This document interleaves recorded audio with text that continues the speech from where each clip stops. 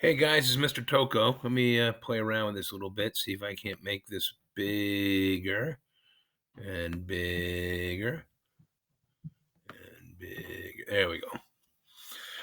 All right, guys, one of the things I want to talk to you about today is we got to work our way through topic 7. And some of you may or may not have it. I'm working on trying to get a copy of it to you. Solubility. So, this that I have up on the screen here is from the chemistry reference sheets. And we want to look first off at table G. I did a video yesterday that's going to go up on YouTube talking about what solubility is.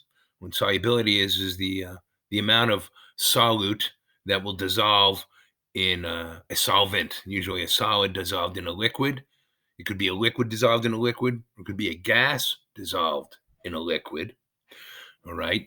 But right here, we're looking at, and let me see, I don't know if I can make this bigger, but on table G, as you can see here, there's all these wacky lines. But let's take a look at two things.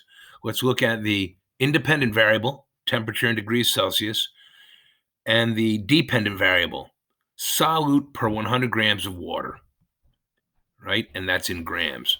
So we have all these different materials. We're just trying to put lots of material onto one set of graphs.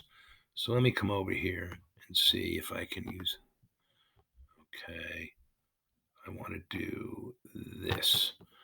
Okay, so that didn't work. Oh, it's not moving. Not cooperating. All right.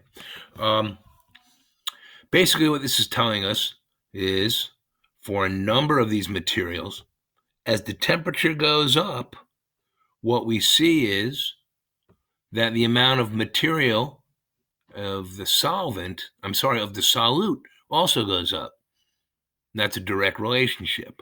However, some of these materials, like hydrogen chloride,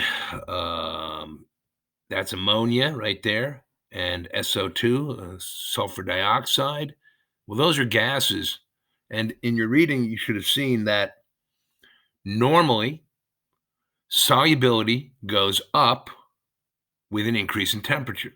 However, the exception to the rule is gases.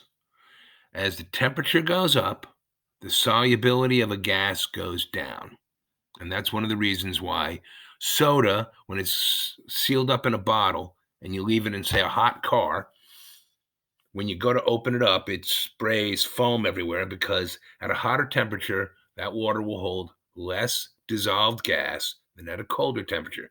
It's the exact opposite of solids. All right. So we want to leave that there at that point.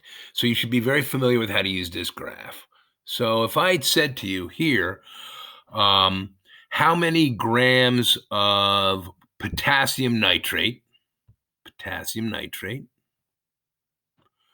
could I fit into, how many grams would dissolve in water at 60 degrees Celsius for potassium nitrate? We'd come over here to 60 degrees Celsius. You would read up until it hits the graph for potassium nitrate. Then we would read over, and I'd say halfway between 100 and 110, that's 105. All right. So that's true for all these. It's just reading basic old graphs. But the ones that you can tell are gases are the ones whose solubility goes down as the temperature goes up. Even sodium chloride here. Sodium chloride, that's steady Eddie. That doesn't really change at all, and that's obviously a solid. Right? So I'm going to now try to edit this video and send this out to you as soon as I can.